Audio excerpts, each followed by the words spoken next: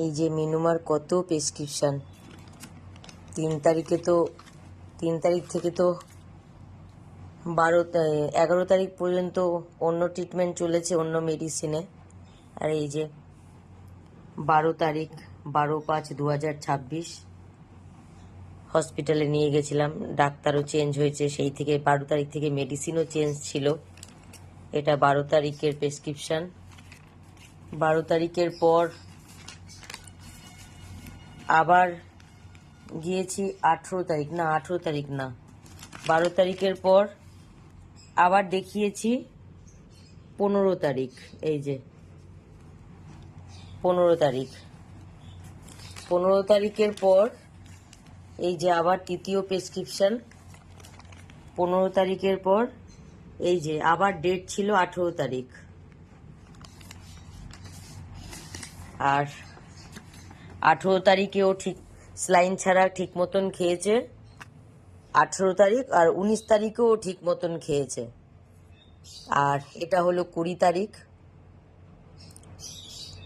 এটা যখন সন্ধেবেলায় ওর অবস্থা খারাপ দেখলাম, তখন আর হসপিটালের জন্য অপেক্ষা করিনি।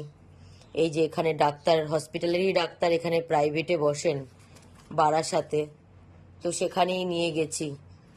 দেখো এখানে একটা মেডিসিন আছে, এই যে ইউএসজি লিখে দিয়েছিল, তো আজকে ইউএসজি করার কথা ছিল, তো তার আগেই তো চলে গেছে। আর এখানে একটা মেডিসিন আছে, এখানে অনেক মেডিসিন লিখেছিল, তো কিছুটা আমি নিয়েছি, কিছুটা আমার বাড়িতেই ছিল আগের। তো এখানে যে একটা মেডিসিন ছিল সেটা খুব দামি, মানে পুরো ফাইলটা যদি আমি কিনতাম তাহলে 4,500 টাকা দাম ছিল। তো সেটা সচরাচর সব মেডিসিন দোকানে রাখেও না। তো ডাক্তারেরই একজন আছে, তার কাছ থেকে আমি মেডিসিনটা পেয়েছিলাম। সে সিরিঞ্জে করে অল্প একটু আমাকে বার করে দিয়েছিল। এই যে এখানে কোনো একটা মেডিসিন, সম্ভবত কোনটা, এখানে কোনো একটা হতে পারে যেটা খুব দামি ছিল। তো আমি দেরি করিনি, আমি এখানে এই হ্যালো পেটসে দাঁড়িয়েই আমি তার কাছ থেকে সেই ওষুধটা সে সিরিঞ্জে করে আমাকে দিয়ে দিয়েছিল। তো তাকে তার জন্য আমি পেমেন্ট করে দিয়েছি। তারপরে আরও যেটা লাগে সেটাও আমি নিয়ে নিয়েছিলাম। তো বাড়িতে এসেছি, বাড়িতে ডাক্তার বলে দিল যে টেম্পারেচার অনেক নেমে গেছে, হ্যাঁ অনেকটা নেমে গেছে, তো বাড়িতে গিয়ে গরম সেক দিতে হবে। তো বাড়িতে এসে আমি গরম সেক দেওয়াও চালু করেছি। যে স্লাইন দিতে আসে তাকে ফোন করেছি, সেও প্রায় অর্ধেক রাস্তা পর্যন্ত চলেই এসেছে বাড়িতে এসে। আর আমি ভাবতেও পারিনি যে ও মানে ও চলে যাবে, কারণ আমি যদি ভাবতাম চলে যাবে ও, তাহলে আমি মেডিসিনগুলো, তাহলে আমি এত টাকা খরচা করে লাস্টে আমি মেডিসিনগুলো নিতামও না। মানে এত দাম মেডিসিন আমি দেখা সত্ত্বেও আমি কোনো কিছু দেরি করিনি, আমি সাথে সাথে মেডিসিন নিয়েছি।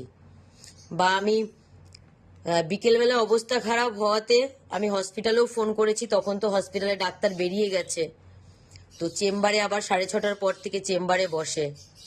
তো আমি পরের দিন হসপিটালে নিয়ে যেতে বলেছিল, তো আমি মানে ওর অবস্থা এতটাই খারাপ ছিল যে আমি হসপিটালে আমি নিয়ে যাওয়ার অপেক্ষাও করিনি।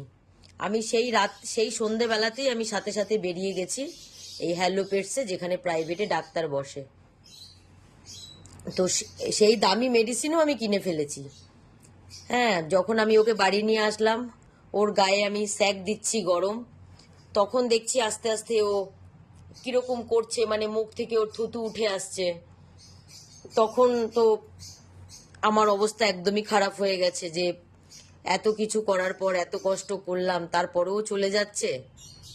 যখন ও চলে গেল তখন স্লাইন দেওয়ার ছেলেটা আসলো, তো ও চেক করলো, ও এসে চেক করে বলল যে না দিদি ও আর নেই। তো যাই হোক, তারা সান্ত্বনা দিয়ে আমায় চলে গেছে। তো যে মেডিসিনটা আমার খুব দাম ছিল, খুব দাম দিয়ে আমি কিনেছিলাম, তো সেটা আমি আর রেখে কি করব।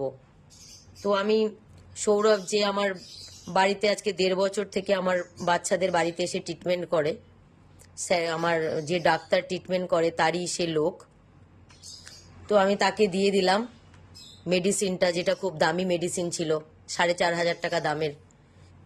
তো আমি তাকে দিয়ে দিলাম ওটা, বললাম যে কোনো গরিব মানুষ যারা আছে, যারা এত টাকা দিয়ে এই ওষুধটা কিনতে পারবে না, মানে ট্রিটমেন্টের অভাবে তার বাচ্চাটা যে জীবনটা যেন না যায়, তো এই ওষুধটা তুমি আমার তরফ থেকে তুমি তাদের বাচ্চাকে তুমি দিয়ে দিও। তো সত্যি কথা, এই মে মাসের 20 তারিখ আমার কাছে খুব খারাপ দিন, খুব খারাপ দিন গেছে। আর মিনুমা যেভাবে 18 তারিখ 19 তারিখ যেভাবে ও খাওয়া শুরু করেছিল, আমি কখনোই কিন্তু ভাবিনি যে মিনুমা ছেড়ে চলে যাবে। আমি কখনো ভাবতে পারিনি যে মিনুমা ছেড়ে চলে যাবে। কারণ তোমরা জানো, যারা আমার প্রত্যেক দিন আমার ভিডিও দেখো, আমার ভিডিও দেখে আমার মিনুমার কথা জিজ্ঞাসা করো, তোমরা 18 তারিখ 19 তারিখের ভিডিও নিশ্চয়ই দেখেছো মিনুমা কিভাবে খাবার খাচ্ছে। তো এত সুস্থ হয়ে যাওয়া সেই বাচ্চা চলে যাবে, আমি এটা না সত্যি আমি মেনে নিতে পারছি না। তোমরা যারা আমার মিনুমার ভিডিও রোজ দেখতে, আর যারা কমেন্ট করতে যে আমার মিনুমাটা কেমন আছে, আর বিশেষ করে আমি তোমাদের জন্যই আমি প্রত্যেক দিন আমি ডেট তারিখ দিয়ে প্রত্যেক দিন মর্নিংয়ে সকালবেলা মিনুমার ভিডিও করে আমি আপডেট করার চেষ্টা করতাম, যাতে তোমরা ভিডিওটা দেখে মিনুমার মানে শারীরিক কন্ডিশনটা বুঝতে পারো। তো কালকে 20 তারিখ, এত যুদ্ধ করার পরও মিনুমাও যেরকম যুদ্ধ করেছে বাঁচার জন্য, আমিও মিনুমাকে বাঁচানোর জন্য বহু যুদ্ধ করেছি। মিনুমাকে বাঁচাতে পারিনি, মিনুমা চলে গেছে। হ্যাঁ, 20 তারিখ পর্যন্তই মিনুমার ভিডিও যে কটা আছে সে কটা পোস্ট করব। ওর কোনো ভিডিওই আমি ডিলিট করব না। আমি সব কিছুই চাই আমার স্মৃতিতেও থাকুক। তো 21 তারিখ আজকে যা ভিডিও থাকবে মিনুমার পুরনো ভিডিওই আমি পোস্ট করব। মিনুমার আর কোনো নতুন ভিডিও আসবে না। মিনুমা আমাকে ছেড়ে চলে গেছে 20 তারিখ, 20 মে 2026। আর এই মে মাসটাতেও আমার জন্মদিন। তো এটা খুব খারাপ মাস হিসেবে আমার জীবনে রয়ে গেল। কারণ আমার জন্মদিন 2 তারিখে গেছে মে মাসের। 2 তারিখের পরের দিন 3 তারিখে আমি মিনুমার অপারেশন করেছিলাম। তো এই মে মাসটা আমার জন্য খুব খারাপ মাস প্রমাণ হয়ে গেল।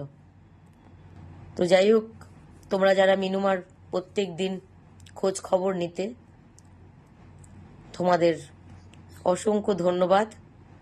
তোমরাও ভালো থেকো। তোমাদের বাড়িতে যদি এরকম বাচ্চা থেকে থাকে, আমি চাইবো তারা সুস্থ থাক, ভালো থাক।